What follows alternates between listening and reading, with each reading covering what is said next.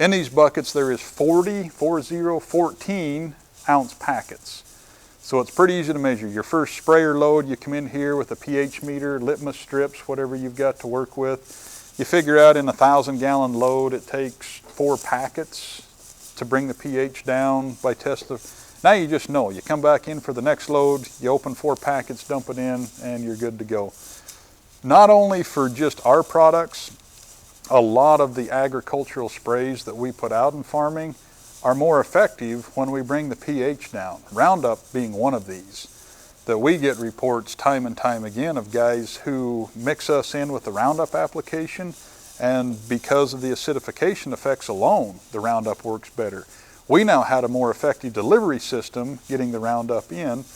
The nutrient chelation that occurs with Roundup, this is one of the other modes of action with the glyphosate molecule, is it is a nutrient chelator. Not only does it shut off the shikimate pathway, but it will glob onto certain trace elements and hold them tight. We seem to counteract that. If you've ever experienced the yellow flash in soybeans when spraying Roundup Ready glyphosate, we get reports all over the South. In fact, we had researchers looking at this trying to understand why. We had nothing to do with the research. They just want to know why we were doing this, but we will negate the effects of that. You won't see the yellow flash, generally speaking, when you put the chitosan in with your Roundup doing your soybean applications. SDS in soybeans, we get reports back from guys now that have been incorporating us in the program that their SDS is pretty much non-existent now. So a lot of your herbicides, especially herbicide sprays other than the SU groups, the sulfonylureas, they're a naturally high pH. I haven't personally played with those yet, but most of your herbicides, generally speaking, will benefit from a pH reduction. Here's partial list of the products now. Here's everybody's phone numbers. You are more than welcome to call any one of us. Well, not anytime, day or night, because I get burned out some days, but call me anytime you want. Mark's right back here. Big man in the black shirt, Robin Borden, the CEO, John Hendricks, the other sales guy. Take a picture, keep track of those, whatever. You guys are all welcome to come reach out to us at any point, anytime. So. We've got more literature back here too, if you guys would like to grab it. So, any questions? A couple questions. When you applied that to the alfalfa, with the lignification, did that make the lignin levels in the forage higher? Did it affect it at all, you know? Theoretically, it should, because that's what we're doing is increasing the lignification in the plant. But we have the feed ratio still goes up because we have so much better leaf retention with that. That even if we're increasing a little bit of lignin in the stem, we glued so many more leaves onto that the ratio still, the RFV numbers still increase with that. But we use chitin products in our program. You said the chitosan will do things that chitin won't do. yes. So is there any overlap, or is it just like 2 separate worlds? No, there's definitely overlap. So chitin's the raw, just the raw, dirty product.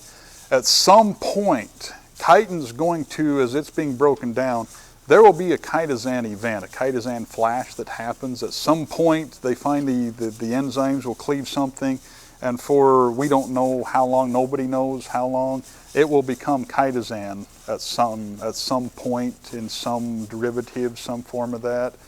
The problem with the raw chitin products is there's no control over that. We don't know how fast it's going to degrade. There's no way to predict when it's going to make this jump, and you'll see this chitosan reaction to it. So that's the difference between the two in that realm. So,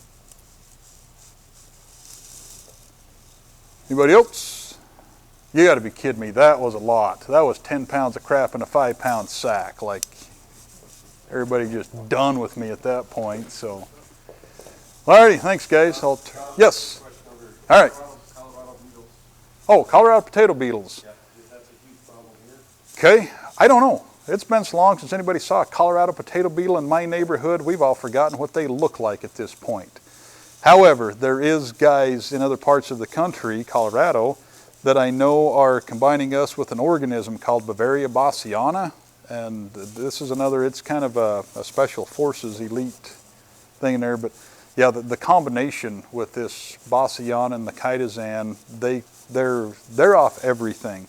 No more imidacloprids, no more strobilurins, no insecticides. This isn't an organic farm. This is a large acreage potato farm. No sillets. Zebra chip is a situation in their neighborhood, and they haven't had to do anything now for 2 seasons with this combination. So I'm not ready to stand on my soapbox and tell you absolutely that we will, but I'm very confident, especially in combination with this. And this is the other part of this is I'm not up here promoting or trying to tell you something that use my product versus don't use that one or Jason's. This all works together. Nature always works in sync. She never sends out one microorganism. She never has one avenue. This is all part of a program. This is all with the stubble digester and getting the soil microbes going, and we start to fill up that environment with our good guys, and we start to take control of what we're putting in our soils. We can get off the fumigation stuff. I used to have to be certified by Dow every year to put Telone on. And I would ask the guys every year, like, what are we doing to the microbial population in the soil? And every time they must teach the guys this response that they would all tell me that, well, we're killing everything, but the good guys are going to come back faster. And then I would look at them and say, so how many fumigations do we have to do before we don't apply fungicides anymore? Because eventually then the good guys should just be taking over everything. And they didn't really have a good answer for that one, but yeah. How about white mold and soybeans? What's that? How about white mold? Oh yeah, white mold soybeans is sclerotinia. Is the same. It's actually the same organism.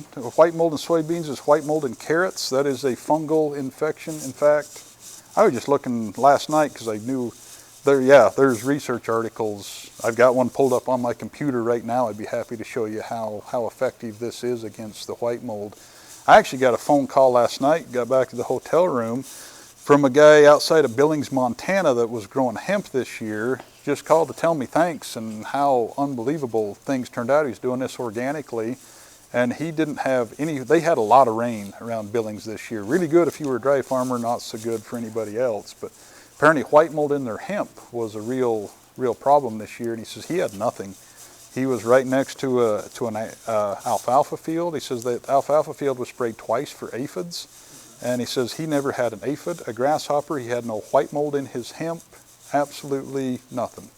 So hemp seems to be, as I'm learning with this crop and dealing with some growers, seems to be very susceptible, kind of seems to be a vector for white mold in fact. So for him, again, this is when it's fun, when guys just call out of the blue to say thanks and can't believe that it worked that well. So So they didn't spray anything to control white mold except this? just this.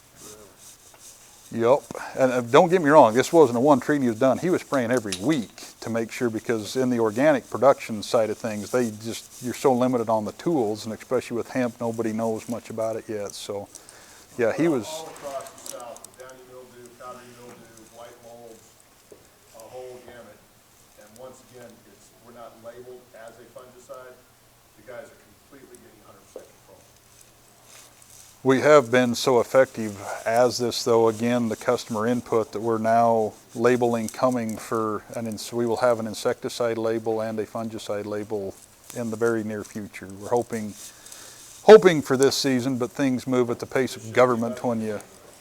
So on beans, if we wanted to prevent white mold, how often would we have to put that onto the growing season? Like soybeans? Yeah. So if you're just after white mold, I would hold off till canopy, but you're going to need a couple when you get in there. The soybean guys, usually you're most happy. I don't know exactly what, any crop that we've been on, we see the biggest yield response by the earliest application that we can make. So if you can do, like if you're doing a glyphosate, if you're doing a burn down in the springtime, that's an easy ride for it. And then if the guys are coming back at, B3, whatever, with your last fungicide, that Roundup there, that's another easy ride. I say we'll help negate that flash you get from this Roundup once in a while. And then depending on climate, you guys are probably short enough up here. I know further south we get into the longer season varieties.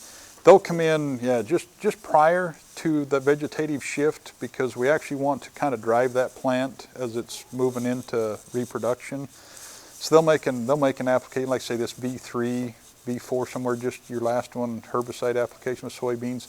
And then they will come back in again mid-flower somewhere. So they'll come back in 30 days, 45 days after flower initiation and give it a second one, just because they're flowering so long that we know that we're running out after. We just know that we run about a 25, 30-day course of action there.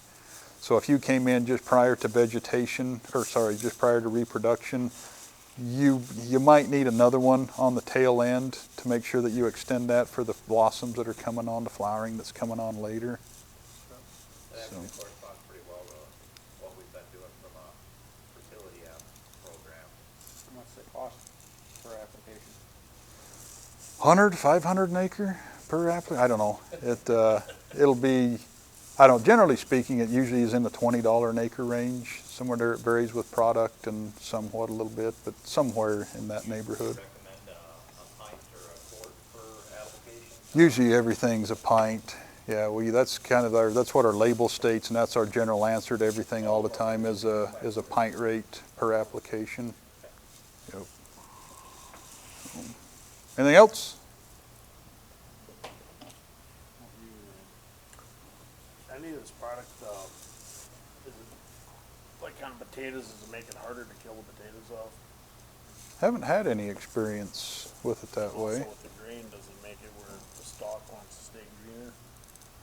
Again, I haven't seen any ill effects of it that Some of way. stuff, the product would be ripe, but then the stuff stays. Makes harvest a really good time. I played with a microbe this summer that did some of that kicked harvest back another 10 days, but I haven't ever seen any ill effects of it, anything like that, delaying maturity or harvest problems or anything at all. So, Bueller, anyone? Thank you, Tom. All right, Appreciate it. turn it back over.